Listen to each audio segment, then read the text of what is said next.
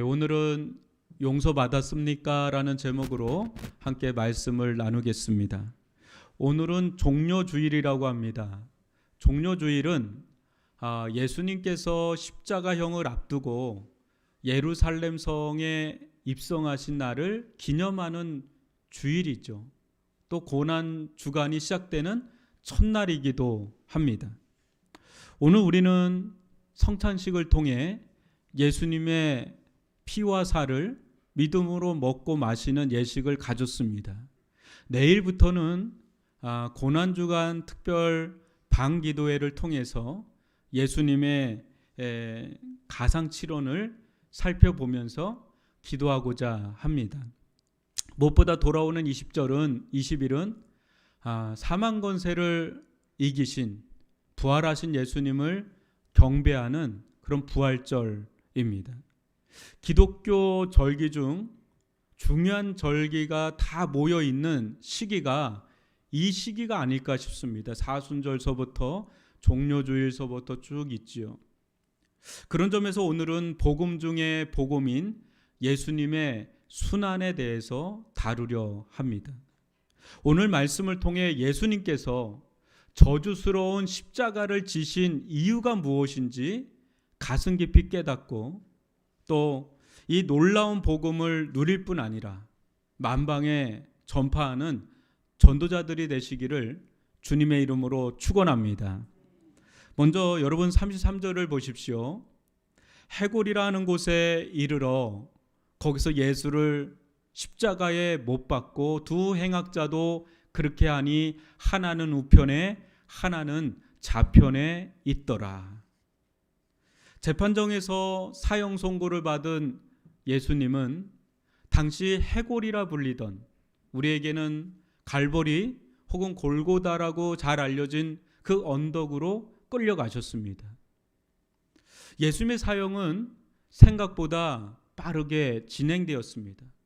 예수님은 두 행악자 사이 정중앙에 못 박혔습니다. 이때 십자가상에서 하신 첫 번째 말씀이 무엇인지 한번 들어보십시오. 34절인데요. 이에 예수께서 이르시되 아버지 저들을 사하여 주옵소서. 자기들이 하는 것을 알지 못하나이다 하더라. 그들이 그의 옷을 나눠 제비 뽑을세. 여러분, 예수님께서 이 말씀을 하신 때가 언제입니까? 이에 예수께서 이르시되, 여기 이에는 영어 성경에 보면 그때에라고 나옵니다. 그때에. 그러니까 그때에 예수께서 말씀하셨다라는 것입니다. 이때는 언제입니까? 예수님께서 십자가에 못 박혀 높이 들려졌을 때 그때를 말합니다. 여러분, 십자가는 어떤 것입니까? 많은 학자들이 십자가는 로마 사람들이 그 변방의 야만인이던 그 시절에 만든 처형제도라 합니다. 역사 속에서 십자가가 이제는 사라졌죠. 사라진 이유는 인류가 고안해낸 처형제도 중에 가장 잔인하기로 유명했기 때문에 이것을 폐지한 거예요. 여러분, 죄인에게도 사형수에게도 인권이라는 게 있지 않습니까? 이걸 없앤 거, 너무 잔인해서. 십자가가 악명 높은 것은 죽어가면서 인간이 겪어야 될 모든 고통을 다 겪는다는 데 있습니다. 우선 양쪽 손바닥에, 처음에는 손바닥에 못을 박았다 그래요. 근데 이게 찢어져서 시체가 떨어지니까 방법을 달리해서 여기 이 뼈가 있는 이 부분에 못을 박았다고 합니다. 그러면서 그때 동맥을 건드리면서 출혈이 시작됩니다. 또 발은 어떻습니까? 발목 두 개를 겹쳐서 못을 박는데 이것도 체중이 아래로 축 처지니까 시체가 또 떨어지는 거죠. 그 떨어지지 않게 하기 위해서 받쳐주는 것이 판자입니다. 여러분, 영화 보면 이렇게 판자가 돼 있는 게 그게 궁율이 아니라 시체가 떨어지지 않게 더 오랫동안 고통받다 죽게 하기 위해서 그걸 받쳐주는 거예요. 그러면 오랫동안 매달 수 있었습니다. 그렇게 매달려 피가 쏟아지기 시작하면 사람은 말할 수 없는 갈증과 머리가 터질 것 같은 두통을 겪는다고 합니다. 근데 십자가는 여러분 피가 왈칵왈칵 쏟아지는 것이 아니라 조금씩 출혈이 생기는 사형입니다. 고통은 끊임없이 있는데 금방 죽지는 않는 게 십자가예요. 길게는 3, 4일을 매달려 있었다고 하니 사람이 겪을 수 있는 고통은 다 겪을 수밖에 없는 잔인한 사형이 바로 십자가형입니다. 또 십자가 지기 전에 어떻습니까? 약 40대의 채찍을 맞습니다. 그 채찍 끝에는 새와 조개 이런 게 딸려 있어서 한 번 치면 여러분 긴 게 아니라 짧아요. 치면 긁어내는 겁니다. 그냥 살처럼을 긁어내는 겁니다. 뜯겨 나가는 게. 그게 40대예요. 그리고 130kg 안팎의 나무를 짊어지고 그 언덕을 올라가야 하니 예수님께서 몇 번이나 쓰러지는 것이 이해가 됩니다. 그렇게 거반 죽은 상태로 예수님은 십자가에 높이 달려 못 박히신 것입니다. 머리에는 5에서 10cm 정도 되는 가시면류관. 여러분 팔레스타인의 가시는 우리하고 다릅니다. 이렇게 두껍고 깁니다. 그걸로 머리를 꽉 눌렀을 때 피가 흐르기 시작하는 거죠. 온몸은 어떻습니까? 벌거벗긴 채 홍포에 둘러서 로마인에게는 행해지지 않았던 이방인에게나 그것도 중대 국가 반란죄나 많은 사람들을 죽인 극악무도한 죄인에게나 행했던 그 십자가형을 예수님께서 받았으니 그 고통이 어떠했을지 여러분 생각해 보십시오. 이런 상태에서 여러분 사람이 말을 한다는 것은 굉장히 어려운 일입니다. 숨을 쉴 수도 없으니까요. 그러나 얼마나 중요한 메시지였으면 그 극한 고통 중에서도 말씀하셨을까요? 예수는 살아생전 수많은 말씀을 하셨지만 실상 이 말씀을 하시러 세상에 오셨고 죽을 힘을 다해 토해내신 것이 이 말씀이니까 이 말씀이야말로 오늘 우리에게 전해주는 이 말씀이야말로 우리가 꼭 들어야 할 말씀이 아니겠습니까? 죽으면서까지 토해낸 그 첫 번째 말씀. 여기서 잠시 예수님께서 말씀하시기 전에 하나님을 무엇라 부르는지 살펴보는 것이 매우 중요합니다. 여러분, 예수님 뭐라고 부르시지요? 아버지 합니다. 아버지. 여기서 아버지는 파테르예요. 근데 주기도문에도 나오는 단어인데 이는 어린 아이들이 아빠라고 부르는 친밀한 호칭입니다. 그러니까 아버지가 아니라 원래는 아빠라는 단어입니다. 아빠 이렇게 애기들이 아빠 이렇게 하는 거죠. 지금 예수님은 어떤 상태십니까? 손과 발은 못 박혔고 가시말류관에서는 피가 흐르고 채찍질로 온몸은 성한 곳이 한 군데도 없는 극한 상황입니다. 정말 하나님께 저주받고 심판받는 모습입니다.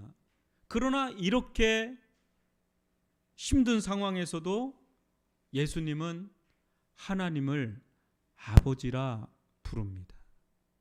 아버지. 파테르라는 말 속에는 어린아이가 아빠를 전적으로 믿고 신뢰하는 친밀함이 녹아있는 그런 말이죠. 아빠. 이 모습이 우리에게 보여주는 것이 무엇입니까? 우린 여기서 무엇을 봅니까? 제 아무리 십자가의 고통과 저주, 심판과 형벌이 크다 해도 예수님은 하나님 아버지와의 친밀함을 놓지 않았습니다.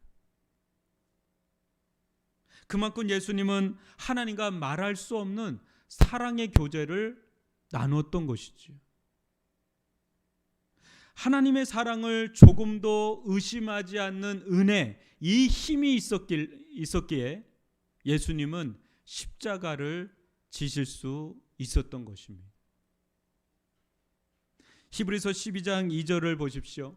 믿음의 주요 또 온전하게 하신 이인 예수를 바라보자 그는 그 앞에 있는 기쁨을 위하여 십자가를 참으사. 또 로마서 8장 38, 39절을 보십시오.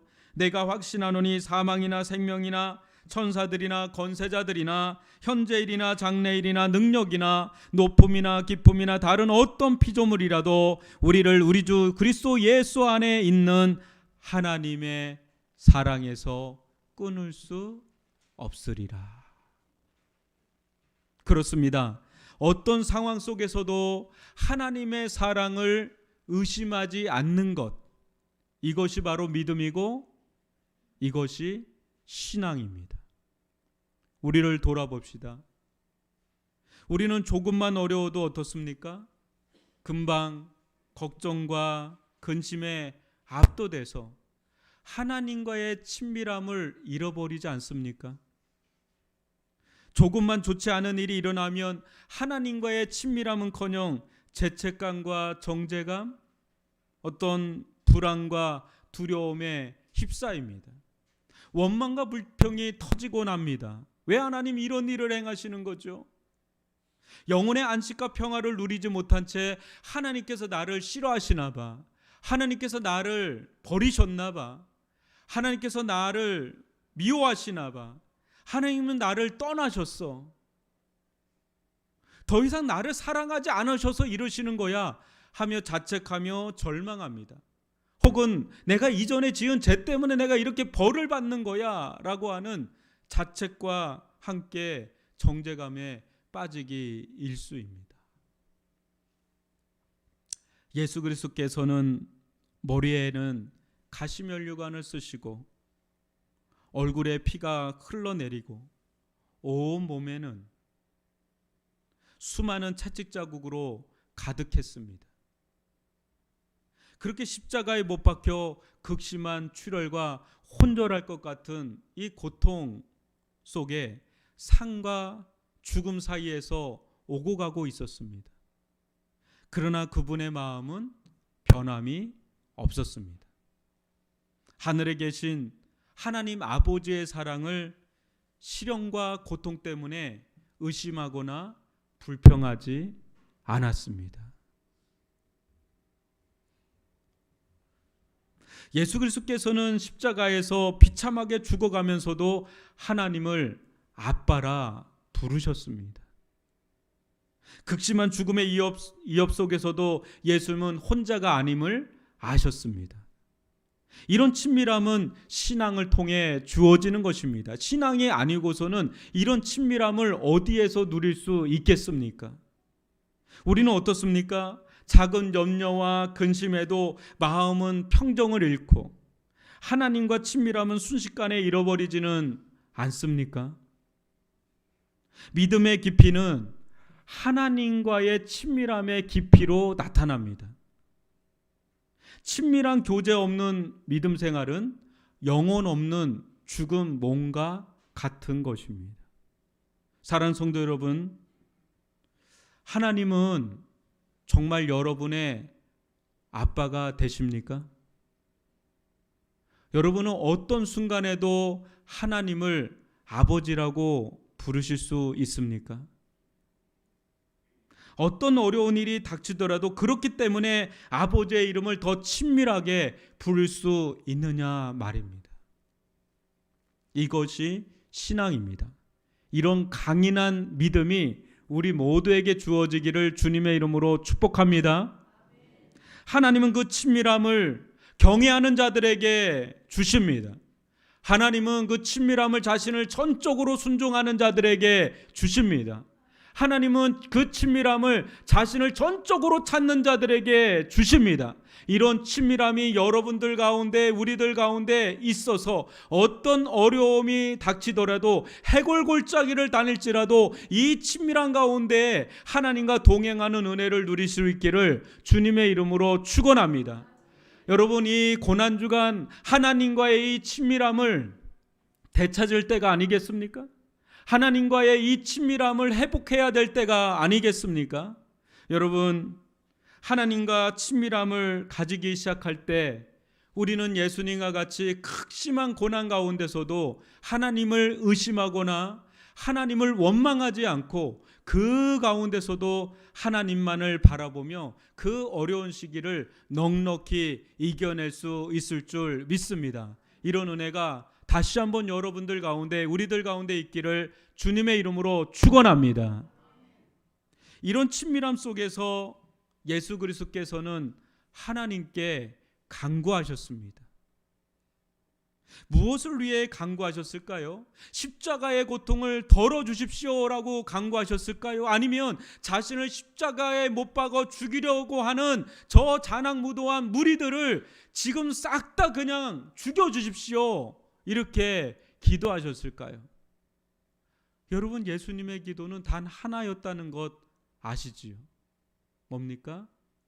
아버지, 저들을 사하여 주옵소서. 아버지, 저들을 용서하여 주시옵소서. 예수님께서 십자가에서 하신 첫 번째 말씀은 용서였습니다. 여러분, 우리 인생에서 가장 필요한 것은 무엇이라고 생각하십니까? 돈입니까? 명예입니까? 무병장수하는 것입니까? 성공입니까?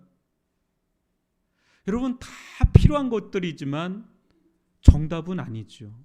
가장 필요한 것, 예수님은 우리에게 가장 좋은 선물을 주러 이 세상에 오신 분입니다. 선물을 주시러 오신 분입니다. 이를 위해서 십자가에서 지금 죽으셨습니다.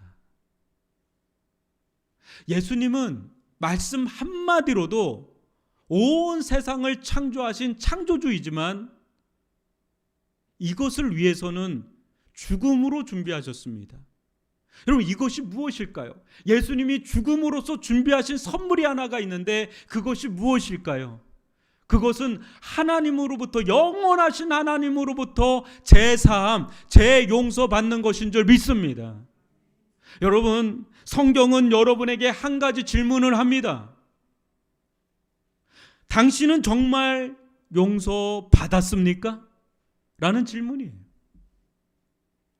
러시아의 문호 도스토예프스키의 유명한 소설 죄와 벌이라는 그 소설 속에서 주인공, 여러분, 라스 콜리니코프, 이게 발음도 어려운데, 라스 콜리니코프라고 있어요. 이 사람이 할머 죽이죠. 살인죄를 범합니다. 그때 그 죄책감, 영혼의 가책을 느끼며 점점 더 깊은 고통 속으로 끌려 들어간다는 것이 이 소설의 전체적인 흐름이에요. 그 한 대목이 이런 대목이 있어요. 나는 내 죄를 어깨에 짊어지고 그 무게에 눌려 숨이 막혀왔다. 어디로 도망쳐도 이 짐은 나를 따라왔다. 어디로 도망쳐도 이 짐은 나를 따라왔다. 죄로 인해 두려워 떠는 양심은 어디를 가든 무엇을 하든 달랠 길이 없습니다. 누구로 뜨릴 길이 없습니다. 마음에 참된 위로와 안식을 얻을 수가 없습니다. 쉼없는 불안과 두려움 속에 잠시 잠깐 쾌락으로 잊어버리려고 하나 이내 더 큰 양심의 가책으로 고통할 뿐이죠. 여러분, 양심의 고통을 겪기 시작하면 이게 답이 없어요. 사람들은 속이지만 나는 나를 못 속여요. 너무너무 고통스러워요. 제 찜이 얼마나 무거운지 고통해 본 분들은 압니다. 종교개혁가 마르틴 루터 또한 하나님의 용서를 깊이 경험하기 전에 고백하였습니다. 하나님은 나를 사랑하지 않았다. 오히려 나는 그를 미워했다. 그러나 의로우신 하나님께서 죄인들에게 진노하시고 벌을 내리신다는 그 개념이 나를 미치게 했다. 마르틴 루터 또한 하나님의 용서를 경험하기 전에 미칠 정도로 양심의 가책 속에 살았습니다. 셰익스피어는 리처드 3세라는 작품에서 양심의 고통을 이야기합니다. 나의 양심은 수많은 혀를 가지고 있었고 각 혀는 나를 악인으로 고발한다 라고 말이죠. 끊임없이 내 양심을 송사하고 고발하는 이 죄에서 우리가 어떻게 벗어날 수가 있겠습니까?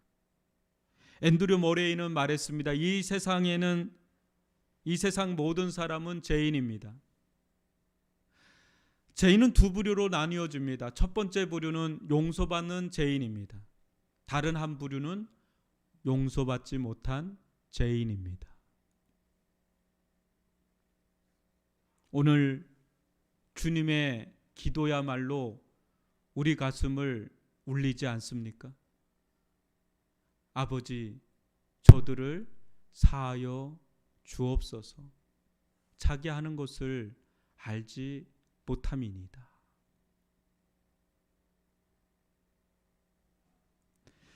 예수를 믿고 제 용서를 받는 것보다 더 중요한 것은 없는 줄 믿습니다.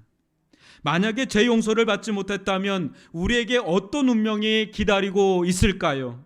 이 세상 사는 동안에는 끊임없는 두려움과 방황 속에 살 것이고 죄로 말미암은 고통을 한순간도 놓지 않고 느끼며 살아갈 것입니다. 결국 사망 권세가 우리를 이길 것이고 그 뒤에 하나님이 창조하신 세계를 망가뜨린 하나님의 엄중한 심판이 기다리고 있을 것입니다. 이것이 우리의 운명입니다. 그 지옥의 고통을 예수님이 몸소 겪고 있었기 때문에 그 마음 안에서 우리 죄인들을 향한 사랑의 마음이 폭포수와 같이 쏟아져 나온 것입니다. 아버지, 저들을 사하여 주옵소서. 제가 저들을 위해 대신 진노를 감당하고 있으니 제발 저들을 살려 주시옵소서. 저들로 이 고통을 당하지 않도록 용서하여 주옵소서. 제발 제 피를 보고 제 생명을 받으셔서 저들을 용서하여 주시고 당신의 진노를 풀어 주소서라고 말이죠. 예수님의 이 기도가 아니었다면 우리가 어디에서 구원을 받고 어디에서 용서를 받고 어디에서 살아날 수 있겠습니까? 예수님 이 기도가 마치 모자란 것처럼 그들을 위해 변명하셨습니다. 자기들이 하는 것을 알지 못함이니이다. 사랑 성도 여러분, 정녕 그들이 자기가 하는 일을 알지 못했을까요? 알지 못하는 자들이 어떻게 예수님을 체포하고 구금하고 신문하고 또 예수님을 십자가에 못 박을 수 있었을까요? 그들은 자기가 하는 모든 것을 알고 있었습니다. 그러나 예수님은 그들을 용서받게 하기 위해 대신 변호해 주셨습니다. 죄인들을 얼마나 사랑했길래 죽는 그 순간까지도 자신에게 못을 박는 그들을 향해서 예수님은 용서의 기도를 올리셨습니다. 용서를 받는 것, 특별히 하나님의 용서를 받는 것, 그 이상의 숙제는 없습니다. 당신이 아무리 많은 재능과 학식, 부와 명예를 가졌다 할지라도 하나님의 용서를 받지 못했다면 지옥의 불구덩이 속으로 달려 들어가는 것과 같습니다. 이보다 더 시급한 일은 없는 거죠. 그래서 이것은 마치 긴급동의와 같이 예수님이 두 팔을 올려서 긴급동의를 하듯이 손을 번쩍 올려서 회의를 잠시 멈추고 하나님께 간청을 하는 것입니다. 하나님, 이제 그만, 하나님 저들을 사하여 주옵소서, 저들을 용서하여 주옵소서. 저들은 자기들이 하는 것을 알지 못하는 가련한 영혼들입니다. 저들을 불쌍히 여겨 주옵소서. 이렇게 예수님은 우리를 위해 기도해 주셨습니다. 여러분, 다시 한번 묻습니다. 여러분은 하나님의 용서를 받았습니까? 여러분은 하나님의 용서를 받으셨습니까? 그렇죠. 이 자리에 계신 모든 분들은 하나님의 용서를 예수님 안에서 받으신 줄 믿습니다. 예수님께서 여러분의 모든 주홍같이 붉은 죄를 깨끗이 사해 주신 줄 믿습니다. 용서해 주신 줄 믿습니다. 그렇다면 이제 여러분은 예수님의 기도를 이어갈 분들이십니다.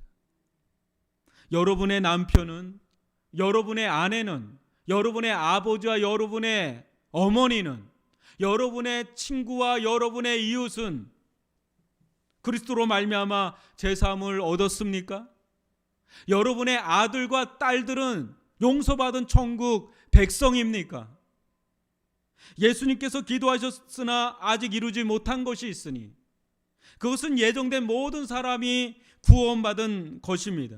제사함 받는 것이 남아 있습니다. 이 고난을 우리 육체에 담당하면서 채워가야 하는 것입니다. 리차드 백스터는 말했습니다. 당신이 받은 제사함이 정말 대단한 것이라면 당신은 침묵할 수 없습니다. 누군가를 위해, 잃어버린 영혼을 위해 눈물을 흘릴 수 없다면 그는 누군가가 울어주어야 할 영혼을 가진 불쌍한 자입니다. 여러분들 가운데 아직 예수를 믿지 못해서, 아직 예수님으로 말미암아 용서를 받지 못한 자들을 향한 눈물이 있습니까? 주님을 만나고 처음 사랑을 경험할 때 일을 생각해 보십시오. 여러분들의 마음속에는 용서받지 못한 가족과 친구와 이웃을 향한 연민으로 가득 찼습니다. 어쩌든지 그들에게 복음을 전하고 싶어 했습니다. 왜, 무엇 때문입니까? 그들이 용서받지 못한 사람들이었기 때문이 아니겠습니까? 그들이 하나님께 용서받게 하기 위해서 여러분이 그렇게 한 것이 아니냐 말입니다. 그 십자가에서 필설로 다할 수 없는 고통을 겪으면서 예수님께서는 하늘에 계신 아버지를 아빠라 부르셨습니다. 삶과 죽음을 넘나들면서도 아버지와의 친밀함을 저버리지 않으셨고 오히려 고통이 크면 클수록 아빠 되시는 하나님의 품속으로 파고 들어가셨습니다. 그리고 아직 죄 용서받지 못한 사람들이 마지막에 자기처럼 멸망당할 그 고통을 생각하면서 주님의 마음에는 잃어버린 영혼들을 향한 눈물로 간구하는 기도가 서려 있었습니다. 아버지, 저들을 사하여 주옵소서. 자기 하는 것을 알지 못함이니이다. 우리가 무엇을 위하여 기도해야 할까요? 많은 게 있겠죠. 근데 우리들 마음 가운데 아직까지 용서받지 않은 영혼들을 향한 눈물로 기도하기 시작한다면 이 예배당에는 제사함 받은 자들로 가득 차게 될 것입니다. 우리는 구원받았지만은 아직 구원받지 못한 수많은 영혼들을 향한 예수님과 같은 연민과 눈물로 기도하기 시작한다면 하나님께서 그런 영혼들 한 사람 한 사람들을 이 자리에 앉히고 이 자리에서 제3의 은혜를 누리고 그들도 우리와 같은 자들로 변화시키는 그런 은혜를 주실 줄 믿습니다. 예수님은 십자가에서 말할 수 없는 고통 가운데서도 외마디 토하면서 기도하셨습니다. 그분의 그 기도의 첫 번째는 우리를 향한 용서의 기도셨습니다. 그 기도, 그 눈물, 그 피가 있었기 때문에 오늘 우리는 이 자리에 이렇게 서 있게 되었습니다. 이제 우리는 그 눈물을 받아서, 우리 이제는 그 피를 받아서 우리들 가운데, 우리 주변 가운데 아직까지 이 은혜를 누리지를 못하는 불쌍한 이들을 향해서 그 죄의 짐에 눌려서 양심의 그 어떤 평화를 누리지 못하고 안식을 누리지 못하고 위로를 받지 못하는 그들을 향해서 눈물 흘리며 이 생명의 복음, 용서의 복음을 전해야 되지 않겠습니까? 그리고 여러분들 가운데 어떤 극심한 어려움이 있다 할지라도 하나님은 여전히 우리들의 아버지가 되시기 때문에 하나님과의 친밀함을 놓지 마시고 어떤 순간에서도 하나님을 의심하지 않고 하나님을 믿고 신뢰하고 의지하고 하나님과의 친밀한 은혜를 누리시는 저와 여러분이 되시기를 주님의 이름으로 축원합니다. 이 한 주간 고난 주간을 우리가 맞이할 텐데 이 가상칠언의 첫 번째 말씀, 또 내일은 두 번째 말씀, 한 말씀 한 말씀을 곱씹어 가면서 예수님의 십자가뿐 아니라 부활의 영광의 아침을 맞이할 수 있기를 주님의 이름으로 축원합니다.